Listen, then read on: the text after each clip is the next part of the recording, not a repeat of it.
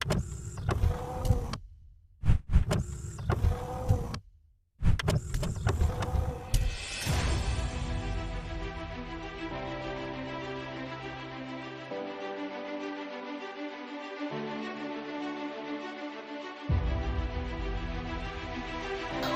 में 2022 में होने वाले विधानसभा चुनाव की तैयारियों की चुनाव आयोग ने समीक्षा की।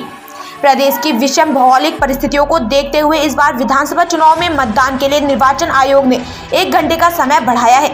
प्रदेश में विधानसभा चुनाव के लिए अब काउंटडाउन शुरू हो गया है। ऐसे में मुख्य निर्वाचन आयुक्त सुशील चंद्रा, निर्वाचन आयुक्त राजीव कुमार और अनूप चंद्र पांडे ने अधिकारियों के साथ देहरादून पहुंचकर चुनाव को लेकर तैयारियों की समीक्षा की। मुख्य निर्वाचन आयुक्त सुशील चंद्रा ने पत्रकारों से बातचीत के दौरान चुनाव तैयारियों को लेकर कई फैसलों की जानकारी दी। उन्होंने कहा कि उत्तराखंड में मतदान के लिए 1 घंटा अतिरिक्त समय दिया गया। पूरे उत्तराखंड में अब मतदान सुबह 8 बजे से शाम 6 बजे तक होगा। इसके अलावा 100 बूथ ऐसे रहेंगे जिनकी जिम्मेदारी महिलाओं को सौंपी जाएगी, यानी कि महिला कर्मचारियों के जिम्मे 100 बूथ रहेंगे। इसके अलावा प्रदेश में होने वाली रैलियों के लिए 601 चुनावी मैदानों को चिन्हित किया है, जहां पर रैलियों का आयोजन किया जाएगा। इसके साथ ही कोरोना संक्रमण को देखते हुए आपदा प्रबंधन विभाग और स्वास्थ्य विभाग को बड़ी जिम्मेदारी सौंपी गई। आपको बता दें कि आगामी 23 मार्च 2022 को विधानसभा का कार्यकाल खत्म हो रहा है। मुख्य चुनाव आयुक्त ने कहा कि हमने सभी पॉलिटिकल पार्टी के प्रतिनिधियों के साथ बैठक की और सभी विभागों के साथ हमने अलग अलग बैठक की। इन बैठकों में राजनीतिक दलों के प्रतिनिधियों ने कोविड को भी ध्यान में रखकर चुनाव कराने की अपील की।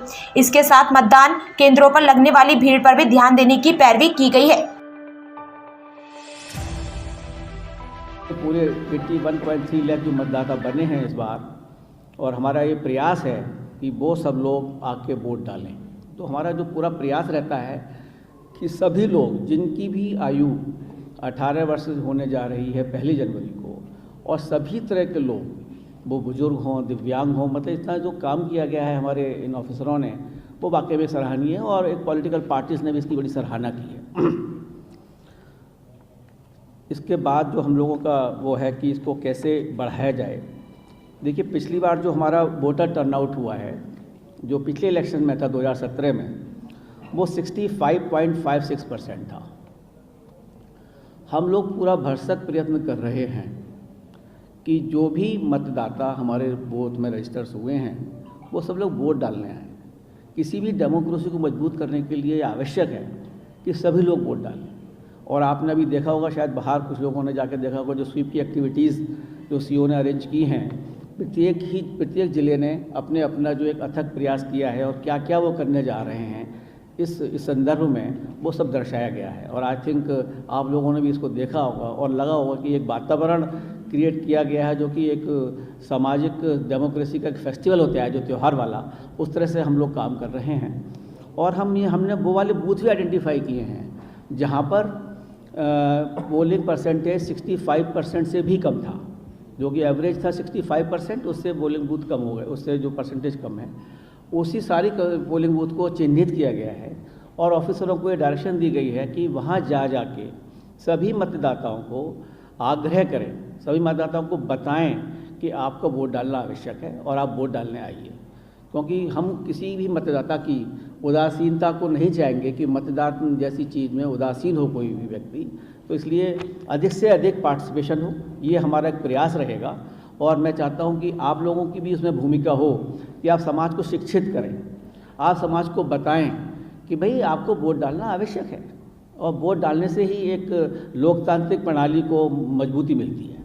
तो ये एक बहुत आवश्यक है। और हमारा पूरे प्रयास रहेगा कि कई जो डीएम्स हैं और कई जो डिस्ट्रिक्ट इलेक्शन ऑफिसर्स हैं, उन्होंने ऑलरेडी काफ़ी अच्छे अरेंजमेंट्स किए हुए हैं। कोई इलेक्ट्रल लिटरेसी क्लब के थ्रू कॉलेजेस में जा रहा है, कोई ट्राइबल एरिया में उनकी भाषा में उनको समझा रहा है। और इस तरह के जो प्रयास किए गए हैं, महिलाओं के लिए जो महिला ब्लॉक लेवल ऑफिसर्स हैं वो जाकर उनको समझा रही हैं, उन्हीं की भाषा में समझाना, उन्हीं को प्रेरित करना, इस वोट डालने के लिए हम लोगों का पूरा अथक प्रयास रहेगा। और हम चाहेंगे कि जो पोलिंग परसेंटेज है वो काफ़ी बढ़े, कम से कम उत्तराखंड अपने आप पे एक नाज क्रिएट कर सके कि हमारी पोलिंग परसेंटेज और स्टेट के मुकाबले ज़्यादा रही है। यहाँ पर 65% क्यों रही है? और मुझे इस स्टेट से विशेष लगाव है क्योंकि मैं यहाँ काम कर चुका हूँ, ये मेरी कर्म भूमि रही हुई है।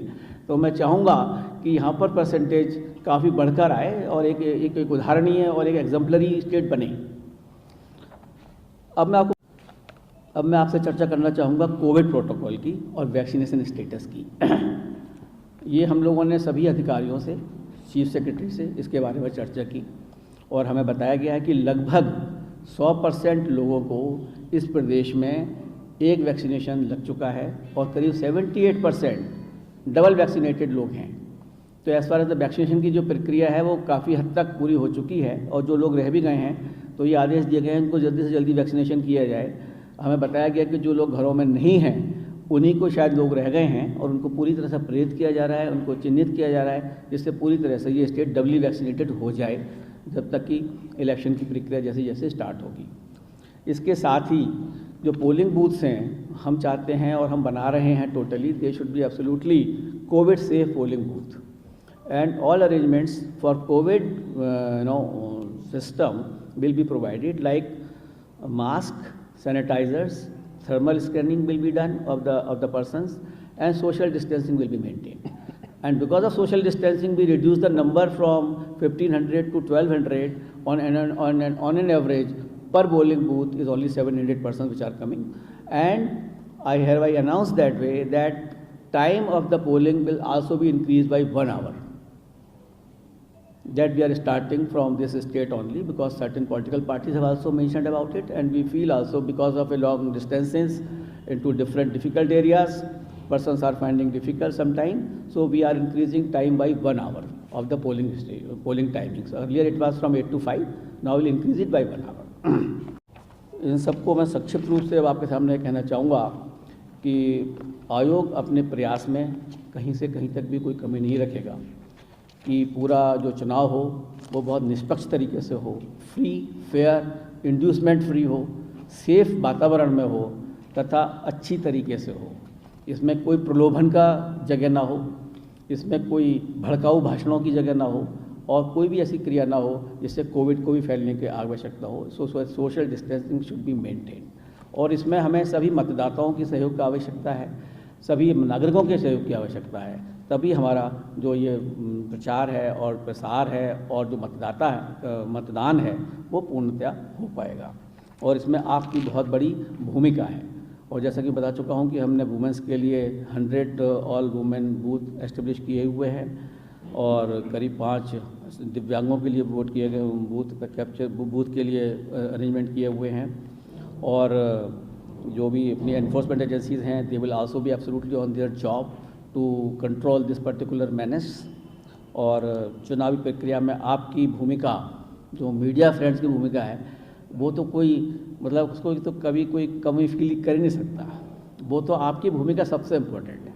जो सबसे पहले सुबह कोई भी व्यक्ति उठता है तो वो अखबार देखता है, रात को सोता है तो टीवी देख के सोता है। तो बेसिकली जो आप समझाना चाहेंगे वो सही तरह से आदमी समझते हैं और मैं इसीलिए आपको समझाना चाहता हूँ कि जो हमारा पूरा प्रयास है वो निष्पक्ष चुनाव कराने का प्रयास है, जो हमारा पूरा प्रयास है वो फ्री एंड फेयर इलेक्शन कराने का प्रयास है, हमारा जो प्रयास है वो voter turnout should be very good in this particular state, वो हमारा प्रयास है। और इसमें किसी चीज़ की भी अगर कोई आपको लगता है कि और ज़रूरत है वो भी उस चीज़ के लिए किया जाएगा।